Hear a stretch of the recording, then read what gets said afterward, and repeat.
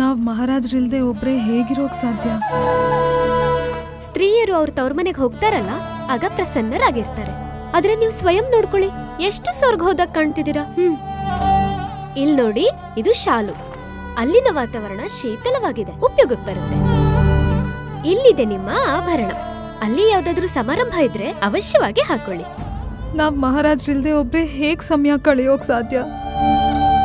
ಅಲ್ಲಿ ಮಹಾರಾಜ್ರು ಇರೋದಿಲ್ಲ. ನೀವು ಪದೇ ಪದೇ ಅದೇ ಪ್ರಸಂಗದ ಬಗ್ಗೆ ಯೋಚಿಸ್ಬೇಡಿ.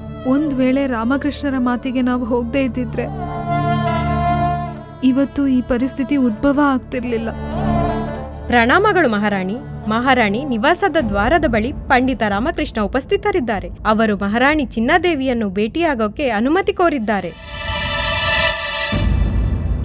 ದೊಡ್ಡ ಮಹಾರಾಣಿಯವ್ರನ್ನ ಕಾಣಲು ಇಚ್ಛುಕನಾಗಿದ್ದೇನೆ. ಕೃಪೆ ಮಾಡಿ ಅವ್ರನ್ನ ಭೇಟಿ ಮಾಡೋ ಅವಕಾಶ ಕೊಡಿಸಿ. ನೀವು ಅವ್ರಿಗೆ ಹೃದಯದಲ್ಲಿ ಬಾಧೆ ಉಂಟು ಮಾಡಿದ್ದೀರಿ. ಈಗ ಅತ್ತು ಅವ್ರ ಕಣ್ಣೀರ್ ಕೂಡ ಬತ್ತಿ ಹೋಗಿದೆ. ನೀವ್ ಅವರನ್ನು ಭೇಟಿಯಾಗೋಕ್ಕಾಗಲ್ಲ. ಹೌದಾ? ಅವ್ರು ನನ್ನನ್ನ ಭೇಟಿಯಾಗದೆ ಇರಬಹುದು, ಆದ್ರೆ ನೀವು ನನ್ನ ಸಂದೇಶ ತಲುಪಿಸ್ತೀರಾ ಚಿಕ್ಕ ಮಹಾರಾಣಿಯವರೇ? ಎಂಥ ಸಂದೇಶ? ಹಾ,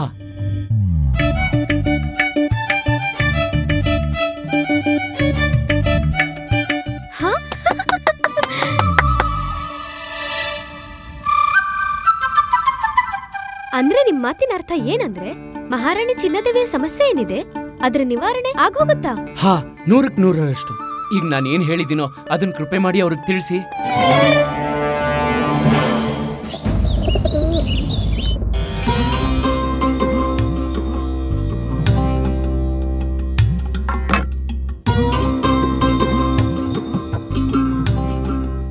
ಅದ್ಯಾರು ಅದೃಷ್ಟ ಅಂತ ಗೊತ್ತಿಲ್ಲ. ಅದರ ಕಾರಣ ಪತಿ ಮತ್ತು ಪತ್ನಿ ದೂರ ಆಗಿದ್ದಾರೆ. ನಾಶವಾಗಿ ಹೋಗ್ಲಿ ಅಂತ ಪಾಪಿ. ಗುರುಜಿ, ಗುರುಮಾತೆ ಇದನ್ನ ತಿಳಿದೇ ಇಲ್ಲ. ಎಲ್ಲಾ ಶಾಪ ನಿಮ್ಗೇನೆ. ಹೇ ಪ್ರಭು, ಆ ಮನುಷ್ಯನ ಬಾಯಿಗೆ ಹುಳ ಬೀಳ್ಲಿ. ಮಹಾರಾಜ ಮತ್ತು ಮಹಾರಾಣಿಯನ್ನ ಒಬ್ರನ್ನ ದೂರ ಮಾಡಿದಾನೆ. ಅವನು ಕುಂಟನಾಗ್ಲಿ. ಅವನಿಂದ ಆ ಸುಮಂಗಲಿ ತನ್ನ ಪರಮೇಶ್ವರನಿಂದ ದೂರಾಗಿದ್ದಾರೆ. ಅವನು ಪಲ್ಲಕ್ಕಿಯಿಂದ ಬಿದ್ದೋಗ್ಲಿ. ಅವನ್ ಕಾಲ್ ಮುರಿದೋಗ್ಲಿ.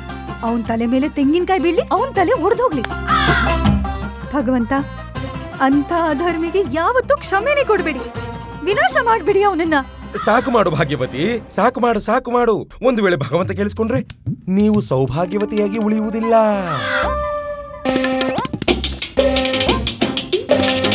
ವರ್ಣಮಾಲಾ. ಈಗ ದ್ವಾರದ ಬಳಿ ನಾವು ಪಂಡಿತ ರಾಮಕೃಷ್ಣರ ಜೊತೆ ಚರ್ಚೆಯಾಯ್ತು. ಅವರು ನಿಮ್ಗೋಸ್ಕರ ಒಂದು ಸಂದೇಶ ನೀಡಿದ್ದಾರೆ. ಏನು ಸಂದೇಶವಿದೆ?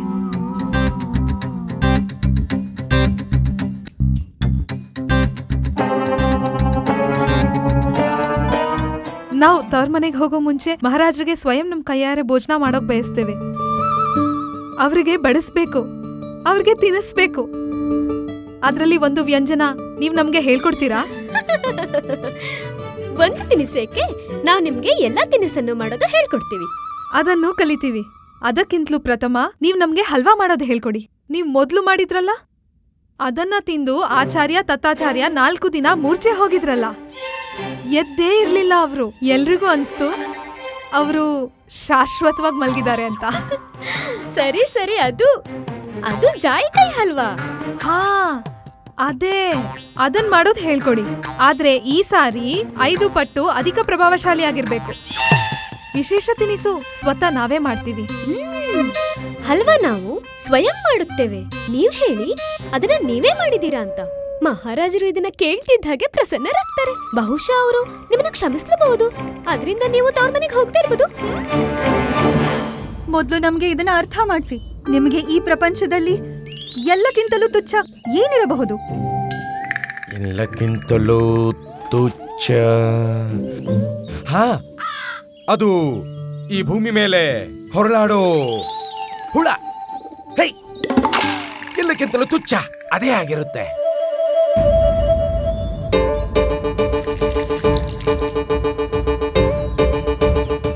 ನಾನು ಆ ವ್ಯಕ್ತಿಗೆ ಶಾಪ ಕೊಡುತ್ತಿದ್ದೇನೆ. ಅವನು ನಮ್ಮ ಪೂಜ್ಯ ಮಹಾರಾಜ ಮತ್ತು ಮಹಾರಾಣಿಯನ್ನು ಬೇರ್ಪಡಿಸುವ ಷಡ್ಯಂತ್ರ ರಚಿಸಿದ್ದಾನೆ. ಗುರುಜಿ, ತಡೀರಿ, ಇಲ್ದಿದ್ರೆ ಈ ಶಾಪ ನಿಮ್ಗೆ ತಟ್ಟತ್ತೆ. ತಡೀರಿ, ಶೀಘ್ರವಾಗಿ ಗುರುಜಿ. ಅರೆ, ಬಿಟ್ಟಾಕೋ, ಮಾಡೋಕ್ ಬಿಡು. ಅದೇನ್ ಮಾಡ್ತಾಳೋ ಮಾಡ್ಲಿ. ನಮ್ಮಂಥ ಮಹಾಜ್ಞಾನಿ ಮಹಾಪುರುಷನಿಗೆ ಇವಳ ಶಾಪದಿಂದ ಯಾವುದೇ ಹಿತವಾಗುವುದಿಲ್ಲ. ಹೇ ಈಶ್ವರ, ಒಂದ್ ವೇಳೆ ನಾವು ಪತಿವ್ರತೆಯಾಗಿದ್ದರೆ, ನಾವು ನಮ್ಮ ಪತಿ ಪರಮೇಶ್ವರನ ಬಿಟ್ಟು ಬೇರೆ ಯಾವುದಾದರೂ ಪರಪುರುಷರ ಬಗ್ಗೆ ವಿಚಾರ ಮಾಡಿದ್ದರೆ, ಒಂದು ವೇಳೆ ನಮ್ಮ ತಪಸ್ಸು, ನಮ್ಮ ವ್ರತದಲ್ಲಿ ಶಕ್ತಿ ಇದ್ದರೆ, ನಮ್ಮ ಈ ಶಾಪವನ್ನು ಸಾರ್ಥಕ ಮಾಡು.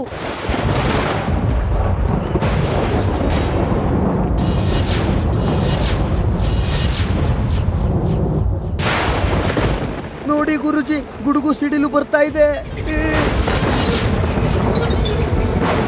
ಗುರುಜಿ, ಪ್ರತೀತಿ ಆಗ್ತಿದೆ ನಿಮ್ಗೆ ಎಲ್ಲ ಪಾಪದ ಪ್ರಾಯಶ್ಚಿತ ಸಿಗೋ ಹಾಗಿದೆ. ಗುರುಜಿ, ನನ್ಗನ್ನಿಸ್ತಿದೆ ಈ ಶಾಪ ಸತ್ಯವಾಗೋ ತರ ಇದೆ. ನೀವು ಕೀಟ ಆಗೋಕೆ ತಯಾರಾಗಿರಿ. ಬಾಯಿ ಮುಚ್ಚ್ರೋ. ಹೇ ಈಶ್ವರ, ಯಾವ ವ್ಯಕ್ತಿ ನಮ್ಮ ಮಹಾರಾಜ ಮಹಾರಾಣಿಯ ಮಧ್ಯೆ ಈ ವಿಷ ಬೀಜ ಬಿತ್ತಿದ್ದಾರೋ, ನಾವು ಪತಿವ್ರತೆ ವರುಣಮಾಲ ಅವನಿಗೆ ಶಾಪ ನೀಡುತ್ತಿದ್ದೇವೆ. ಅವನು ಒಬ್ಬ ತುಚ್ಛ, ಭೂಮಿಯ ಮೇಲೆ ಒದ್ದಾಡೋ ತುಚ್ಛ ಹುಳುವಾಗಲಿ.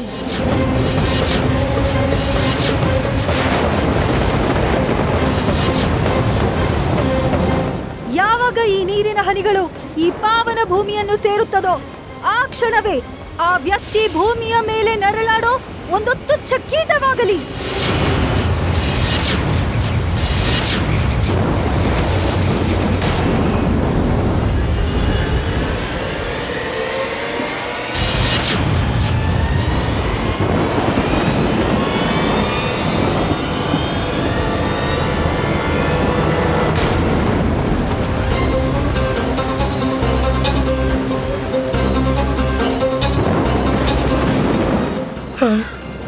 ಉಳ್ಕೊಂಡು ಅಯ್ಯೋ, ಈ ಮುದಿಯ ಮತ್ತೆ ಉಳ್ಕೊಂಡ. ಶಾಂತಿ ಶಾಂತಿ ಶಾಂತಿ ಶಾಂತರಾಗಿ ವರ್ಣಮಾಲ. ನಾವೀ ಪ್ರಸಂಗದ ಮೇಲೆ ವಿಚಾರ ಮಾಡಲು ಬಿಡಿ. ಮಹಾರಾಜ ಮತ್ತು ಮಹಾರಾಣಿಯರ ಮಧ್ಯೆ ಈ ತೊಡಕನ್ನು ಹೇಗೆ ಸಮಾಪ್ತಿ ಮಾಡಲಿ ಎಂದು ಮತ್ತು ಹೇಗೆ ಅವರ ಪುನರ್ಮಿಲನ ಮಾಡಿಸಲಿ. ಸ್ವಾಮಿ, ನೀವೆಷ್ಟು ಮಹಾನರು, ಎಷ್ಟು ಪರೋಪಕಾರಿ.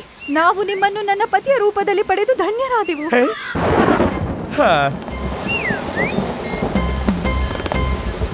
ಗುರುಜಿ, ಶೀಘ್ರ ಏನಾದ್ರೂ ಮಾಡಿ, ಇಲ್ದಿದ್ರೆ ಇವ್ರ ವ್ರತದಿಂದ ಅವಾಂತರವಾಗುತ್ತೆ.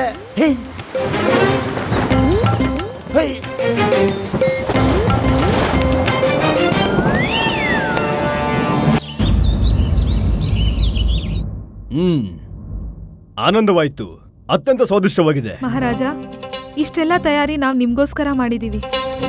ಇನ್ನು ಬಹಳ ಸಮಯ ನಿಮಗೆ ಭೋಜನ ಮಾಡಿಸುವ ಭಾಗ್ಯ ಪ್ರಾಪ್ತಿಯಾಗುವುದಿಲ್ಲ.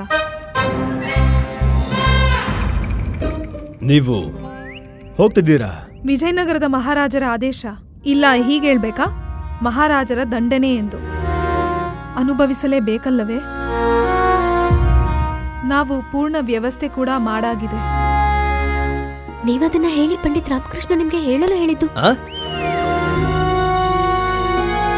ಮಹಾರಾಜ, ನಾವು ನಿಮ್ಮಲ್ಲಿ ಒಂದು ವಿನಂತಿ ಮಾಡಬಯಸುತ್ತೇವೆ. ಅವಶ್ಯ ಮಹಾರಾಣಿ ಚಿನ್ನಾದೇವಿ, ಹೇಳಿ. ತವರು ಮನೆಯಲ್ಲಿ ಇಲ್ಲಿಯ ನೆನಪು ತುಂಬಾ ಆಗುತ್ತದೆ. ಅದಕ್ಕೆ ನಾವಿಲ್ಲಿಂದ ಏನು ಕೊಂಡೊಯ್ಯ ಬಯಸುತ್ತೇವೆಂದರೆ ವಿಜಯನಗರದಿಂದ ದೂರವಿರುವ ದುಃಖವನ್ನು ಕಡಿಮೆ ಮಾಡುವಂಥದ್ದು. ಮಹಾರಾಣಿ ಚಿನ್ನಾದೇವಿ, ನಿಮಗೆ ಪ್ರಿಯವಾದ ವಸ್ತುವನ್ನು ನೀವು ತೆಗೆದುಕೊಂಡು ಹೋಗಬಹುದು. ಅನುಮತಿ ಕೇಳುವ ಅವಶ್ಯಕತೆ ಇಲ್ಲ ನಿಮಗೆ. ಹಾಗಾದ್ರೆ ನಾವು ನಮ್ಮ ಪ್ರಿಯ ವಸ್ತುವನ್ನು ಆಯ್ಕೆ ಮಾಡ್ತೀವಿ. ಯಾರಿಗೊತ್ತು ಮಹಾರಾಜರು ನಮ್ಮನ್ನ ಯಾವಾಗ ಅರಮನೆಯಿಂದ ಹೊರ ಹಾಕ್ತಾರೋ? ಮಹಾರಾಜ, ಅಂತಿಮ ವ್ಯಂಜನ ನಾವು ವಿಶೇಷ ರೂಪದಲ್ಲಿ ನಿಮಗಾಗಿ ಮಾಡಿದ್ದು ಹಲ್ವಾ. ಮತ್ತಿದರ ಇನ್ನೊಂದು ವಿಶೇಷ ಏನಂದ್ರೆ, ಇದು ನಾವಲ್ಲ, ಮಹಾರಾಣಿ ಚಿನ್ನಾದೇವಿ ಮಾಡಿದ್ದಾರೆ. ಅದ್ಭುತ ಅದ್ಭುತ, ಇದು ಶುಭ ಸಮಾಚಾರ. ಅರ್ಥಾತ್ ನಾವು ಸ್ವಾದಿಷ್ಟ ಹಲ್ವಾ ಮಾಡೋದಿಲ್ವೇನು ಮಹಾರಾಜರೇ? ಇಲ್ಲ ಇಲ್ಲ, ಅರ್ಥಾತ್ ಅರ್ಥಾತ್ ನೀವು ಮಾಡೋದಿದೆಯಲ್ಲ, ನೀವು ಅದ್ಭುತ ತಿನಿಸನ್ನ ಮಾಡ್ತೀರಾ. ನಿಮ್ಮ ಮಾತಾಶ್ರೀ ಸತ್ಯವನ್ನೇ ಹೇಳ್ತಾರೆ, ನಿಮಗಿಂತ ಒಳ್ಳೆಯ ಭೋಜನ ಯಾರು ಮಾಡೋಕ್ ಸಾಧ್ಯ? ನಿಮ್ಮ ಕೈಯಾರೆ ಮಾಡಿರೋ ಭೋಜನ ತಿಂದೆ ನಾವು. ನಮ್ ಕೈಯಾರೆ ಭೋಜನ ತಿಂದು ಏನ್ ಮಹಾರಾಜ? ತೃಪ್ತಿ ಆಗುತ್ತದೆ, ಆನಂದಮಯವಾಗುತ್ತದೆ. ಆದ್ರೆ ನೀವು ಇದನ್ನೇ ಯೋಚಿಸ್ಬೇಡಿ, ಈ ಹಲ್ವಾ ನಾವು ಮಾಡಿದೀವಿ ಅಂತ. ಇಲ್ಲ ಇಲ್ಲ, ಹಾಗೆ ಯೋಚಿಸೋ ದುಸ್ಸಾಹಸನ ನಾವು ಮಾಡೋದೇ ಇಲ್ಲ ಮಹಾರಾಣಿ ತಿರುಮಲಾಂಬ. ಹಲ್ವಾ ಸ್ವಾದಿಷ್ಟವಿದೆ, ನಿಮಗನ್ನಿಸ್ಬೋದು ಹಲ್ವಾ ನಾವೇ ಮಾಡಿದೀವಿ ಅಂತ. ಆದ್ರೆ ಇದನ್ನ ಮಹಾರಾಣಿ ಚಿನ್ನದೇವಿ ಮಾಡಿದ್ದಾರೆ. ಇದನ್ನ ನೀವು ಬಾರಿ ಬಾರಿ ಯಾಕೆ ಹೇಳ್ತಿದ್ದೀರಾ? ಹಲ್ವಾ ನೀವಲ್ಲ ಮಹಾರಾಣಿ ಚಿನ್ನದೇವಿ ಮಾಡಿದ್ದು ಎಂದು. ಮಹಾರಾಜ, ಅಂಥದ್ದೇನಿಲ್ಲ. ನೀವು ನಿಸ್ಸಂಕೋಚ ಇದನ್ನು ಗ್ರಹಣ ಮಾಡಿ. ಇದನ್ನು ನಾವೇ ಮಾಡಿದ್ದು. ಹಾ ಮಹಾರಾಜರೇ, ಇದನ್ನ ಮಹಾರಾಣಿ ಚಿನ್ನದೇವಿಯೇ ಮಾಡಿದ್ದಾರೆ.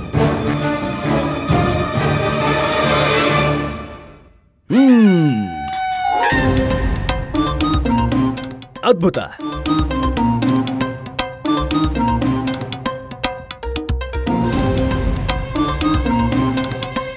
ಭಯಂಕರವಾಗಿದೆ. ಹಾ, ಭಯಂಕರವಾಗಿದೆ. ಅಮೋಘವಾಗಿದೆ.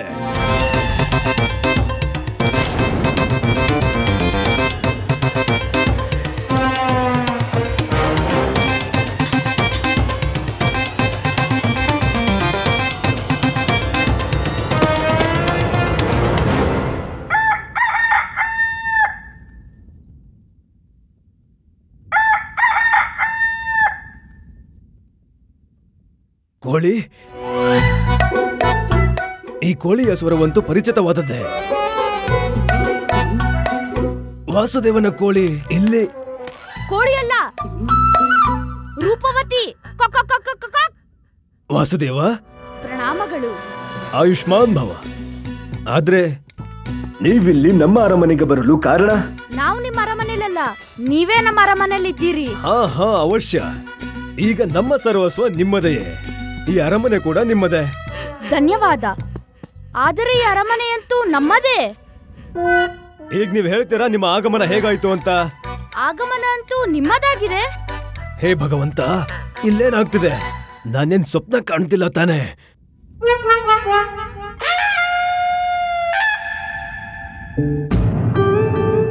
ಮಹಾರಾಣಿ ಚಿನ್ನದೇವಿ, ಅನ್ನಿಸ್ತಿದೆ ರೂಪವತಿ ನನ್ನ ಕರೀತಿದ್ದಾಳೆ. ಮಹಾರಾಣಿ ಚಿನ್ನದೇವಿ, ನೀವಿಲ್ಲೇನ್ ಮಾಡ್ತಿದ್ದೀರಾ? ತವ್ರ ಮನೆಗೆ ಹೋಗ್ಲಿಲ್ವಾ? ಮಹಾರಾಜ, ನಾವ್ ನಿಮ್ ಮಾತನ್ನ ಹೇಗೆ ಅಲ್ಲೆಗೆಳೆಯೋಕ್ ಸಾಧ್ಯ? ನಾವ್ ನಮ್ ತವರ್ ಮನೇಲೇ ಇದೀವಿ. ನೀವು ನಿಮ್ಮ ತವ್ರ ಮನೇಲಿದ್ಮೇಲೆ ನಾವೆಲ್ಲಿದ್ದೀವಿ? ಮಹಾರಾಜ, ನೀವ್ ನಿಮ್ ಮಾವನ್ ಮನೇಲಿದ್ದೀರಾ. ಏನು? ನಾವಿಲ್ಲಿ ಹೇಗೆ? ಏಕೆ? ಯಾರು ಕರ್ಕೊಂಡು ಬಂದ್ರು? ನಾವೇ. ಏಕೆ? ನೀವೇ ಅನುಮತಿ ನೀಡಿದ್ದೀರಿ. ನಾವು ನಮ್ಮ ಅತ್ಯಂತ ಪ್ರಿಯ ವಸ್ತು ನಮ್ ಜೊತೆ ತವ್ರ ಮನೆಗೆ ತೆಗೆದುಕೊಂಡು ಹೋಗ್ಬೋದು ಅಂತ. ಅದಕ್ಕೆ ನೀವು ನಮ್ಮನ್ನ ಇಲ್ಲಿ ಕರ್ಕೊಂಡು ಬಂದ್ರ? ಮಹಾರಾಜ, ಈ ಪ್ರಪಂಚದಲ್ಲಿ ನಿಮಗಿಂತ ಅಧಿಕ ಪ್ರಿಯವಾದದ್ದು ಮತ್ಯಾವುದೂ ಇಲ್ಲ. ಮಹಾರಾಣಿ ಚಿನ್ನದೇವಿ, ನಾವು ನಿಮ್ಮ ಭಾವನೆಯನ್ನ ಅರ್ಥ ಮಾಡ್ಕೋತೀವಿ. ನಮಗ್ ಗೊತ್ತಿದೆ ನೀವು ನಮ್ಮಿಂದ ದೂರವಿರೋಕ್ಕಾಗಲ್ಲ ಅಂತ. ಸತ್ಯ ಹೇಳೋದಾದ್ರೆ ನಾವು ಸ್ವಯಂ ಕೂಡ ನಿಮ್ಮಿಂದ ಬೇರೆ ಇರೋಕ್ ಸಾಧ್ಯ ಇಲ್ಲ. ಮಹಾರಾಜ, ಹಾಗಿದ್ಮೇಲೆ ನೀವು ತವ್ರ ಮನೆಗೆ ಹೋಗೋ ಆದೇಶ ನೀಡಿದ್ದೇಕೆ? ಅದನ್ನ ನಾವು ಕ್ರೋಧದಲ್ಲಿ ಹೇಳಿರಬಹುದು, ಆದರೆ ನಮ್ಮ ಅಭಿಪ್ರಾಯ ನಿಮಗೆ ದಂಡನೆ ನೀಡುವುದಲ್ಲ. ಸತ್ಯ ಹೇಳ್ತಿದ್ದೀವಿ ನಾವು. ನಮಗೆ ಪೂರ್ಣ ವಿಶ್ವಾಸವಿದೆ ನಿಮ್ಮ ಮೇಲೆ. ಆದ್ರೆ ನನ್ನನ್ನ ಹೇಗೆ ಕರ್ಕೊಂಡ್ಬಂದ್ರಿ ನೀವು? ಪ್ರಜ್ಞೆ ತಪ್ಪಿಸಿ. ನೀವು 2 ದಿನದ ನಂತರ ಎದ್ದಿದ್ದೀರಿ. 2 ದಿನದ ನಂತರವೇ? ನಾವು 2 ದಿನಗಳವರೆಗೆ ಮೂರ್ಛಿತರಾಗಿದ್ದೇವೆ. ನಾವು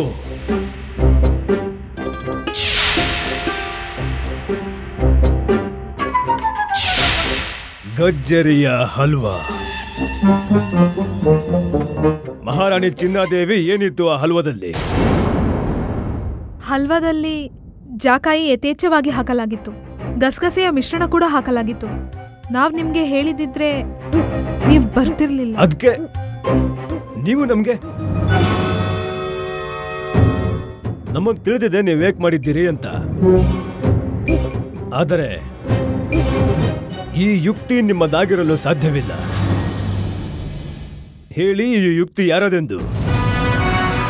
ಮಹಾರಾಣಿ ಚಿನ್ನದೇವಿ, ನಾವು ನಿಮಗೆ ಕ್ಷಮೆ ಕೂಡ ನೀಡುತ್ತೇವೆ ಮತ್ತು ನಮ್ಮೊಂದಿಗೆ ವಿಜಯನಗರಕ್ಕೂ ಕರೆದೊಯ್ಯುತ್ತೇವೆ. ನೀವು ಕೇವಲ ನಮಗೆ ಇದನ್ನ ಹೇಳಿ, ಆ ಯುಕ್ತಿ ಯಾರದು ಎಂದು.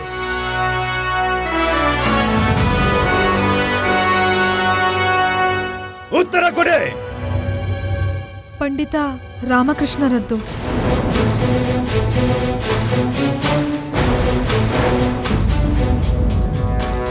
ನಮಗೆ ತಿಳಿದಿತ್ತು ಅವರೇ ಈ ಕಾರ್ಯ ಮಾಡಲು ಸಾಧ್ಯವೆಂದು. ಇಲ್ಲ ಮಹಾರಾಜ, ಅವ್ರದ್ದೇನೂ ತಪ್ಪಿಲ್ಲ. ಅವರಿಂದ ನಮ್ ಕಷ್ಟ ನೋಡಲಾಗ್ಲಿಲ್ಲ. ಅವರು ನಮ್ಗೆ ಹೇಳಿದ್ರು, ನೀವು ಮಹಾರಾಜರಲ್ಲಿ ಅನುಮತಿ ಕೋರಿ ನೀವು ನಿಮ್ಮ ಪ್ರಿಯ ವಸ್ತುವನ್ನು ನಿಮ್ಮೊಂದಿಗೆ ಕರೆದೊಯ್ಯಬಹುದು ಎಂದು. ಅದಕ್ಕಾಗಿ ನಾವು ಜಾಕಾಯಿ ಅಲ್ವಾ ನಿಮಗಾಗಿ. ಅದ್ಭುತ. ಪಂಡಿತ ರಾಮಕೃಷ್ಣರಿಗೆ ಇಷ್ಟು ದುಸ್ಸಾಹಸ. ನಮ್ಮ ವಿರುದ್ಧವೇ ಷಡ್ಯಂತ್ರ ರಚಿಸಿದ್ದಾರೆ. ಇಲ್ಲ ಮಹಾರಾಜ, ಅವರೇನೇ ಮಾಡಿದ್ರು ನಮ್ಮ ಒಳಿತಿಗಾಗಿ ಮಾಡಿದ್ದಾರೆ. ಮಹಾರಾಣಿ ಚಿನ್ನದೇವಿ ನಮ್ಗೆ ಕೆಲವು ಸಲ ನಿಮ್ಮನ್ನ ತಿಳಿಯಲು ಅಸಮರ್ಥರಾಗುತ್ತೇವೆ. ಒಂದ್ ಕಡೆ ನೀವು ಅವರನ್ನ ರಾಜ್ಯದಿಂದಲೇ ದೂರವಿರಿಸ ಯೋಜನೆ ಮಾಡುತ್ತೀರಿ, ಮತ್ತೊಂದೆಡೆಗೆ ನೀವು ಅವರ ಪಕ್ಷ ವಹಿಸುತ್ತೀರಿ. ಇಲ್ಲ ಮಹಾರಾಜ, ನಾವು ಅವರ ಬುದ್ಧಿಯ ಪ್ರಶಂಸಕರು. ನಮ್ಮ ಇಷ್ಟು ಪ್ರಯತ್ನಗಳ ನಂತರವೂ ನಮ್ಮನ್ನು ಉದ್ಯಾನಕ್ಕೆ ಕರೆತಂದರು. ನಿಮ್ಮನ್ನು ನಮ್ಮೊಂದಿಗೆ ತವರು ಮನೆಗೆ ಕಳುಹಿಸಿದ್ರು. ಅವರು ನಮ್ಮಿಬ್ಬರಲ್ಲಿ ಗೌರವ ಇಟ್ಟಿದ್ದಾರೆ ಮಹಾರಾಜ. ಪಂಡಿತ ರಾಮಕೃಷ್ಣರ ಆತ್ಮವಿಶ್ವಾಸ ಹೆಚ್ಚುತ್ತಾ ಇದೆ. ಪ್ರತೀತಿಯಾಗುತ್ತಿದೆ ಅವರು ತಮ್ಮ ಸೀಮೆಯನ್ನು ದಾಟುತ್ತಿದ್ದಾರೆ ಎಂದು. ಈ ಪಂಡಿತನಿಗೆ ತಕ್ಕ ಪಾಠ ಕಲಿಸಬೇಕು. ಪುನಃ ವಿಜಯನಗರಕ್ಕೆ ಹಿಂತಿರುಗಲು ತಯಾರಿ ಮಾಡಿ ಮಹಾರಾಣಿ. ಆಗಲಿ ಮಹಾರಾಜ. ನಮ್ಮ ಅನುಪಸ್ಥಿತಿಯಲ್ಲಿ 2 ದಿನದಿಂದ ವಿಜಯನಗರದಲ್ಲಿ ಏನಾಗುತ್ತಿದೆ ಎಂದು ಗೊತ್ತೇ ಇಲ್ಲ.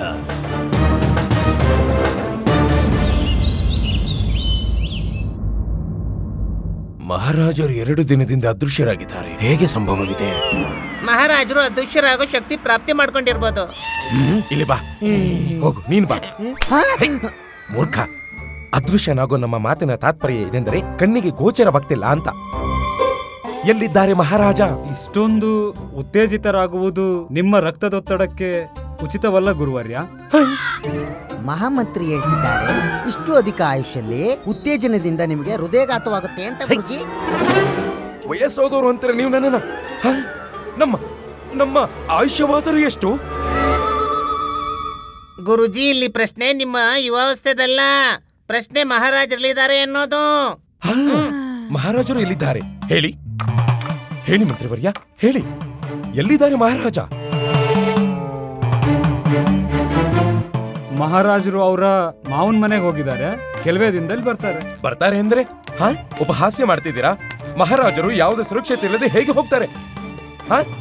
ಏನು ಮುಚ್ಚಿಡ್ತಿದ್ದೀರಾ ನೀವು? ಹೇಳಿ, ಇಲ್ದಿದ್ರೆ ನಾವು ನಮ್ಮ ಪ್ರಾಣನ ಪಣಕ್ಕಿಟ್ಟು ಮಹಾರಾಜರನ್ನ ಹುಡ್ಕೋಕ್ ಹೋಗ್ತೀವಿ. ಮಹಾರಾಜರಿಗೆ ಜಯವಾಗ. ಮಹಾರಾಜ,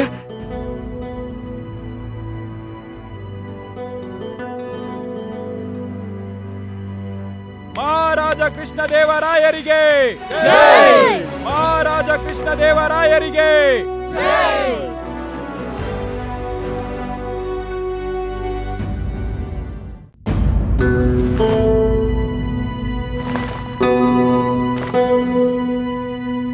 ಮಹಾರಾಜರಿಗೆ ಜಯವಾಗಲಿ. ಮಹಾರಾಜ, ಇದೆಲ್ಲ ಏನ್ ನಡೀತಾ ಇದೆ? ಗುರುವರ್ಯ, ಶಾಂತರಾಗಿ ಗುರುವರ್ಯ. ನಾವು ಎಲ್ಲರಿಗೂ ಸಮಸ್ತ ಘಟನೆಯ ಬಗ್ಗೆ ಹೇಳುತ್ತೇವೆ, ಏನಾಯಿತು ಎಂದು. ಹಾ ಮಹಾರಾಜ. ಏನಾಯಿತೆಂದರೆ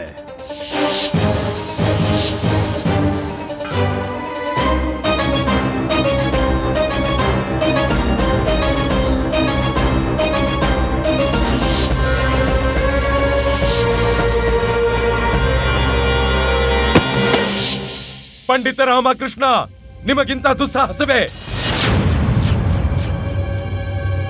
ಹೇಳಿ ಪಂಡಿತ ರಾಮಕೃಷ್ಣ. ಹಾ ಮಹಾರಾಜ. ತುಂಬಾ ಸಾಹಸಿಯಾಗಿದ್ದೀರಿ ನೀವು. ಪುಂಡಾಟಗಳು, ನಮ್ಮ ಮೇಲೆ ಪರಿಹಾಸ ಮಾಡಲು ಶುರು ಮಾಡಿದ್ದೀರಿ ನೀವು.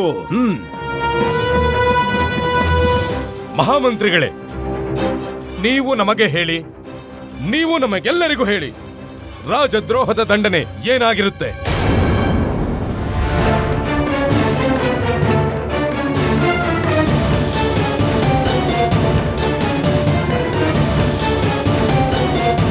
ಮೃತ್ಯುದಂಡನೆ.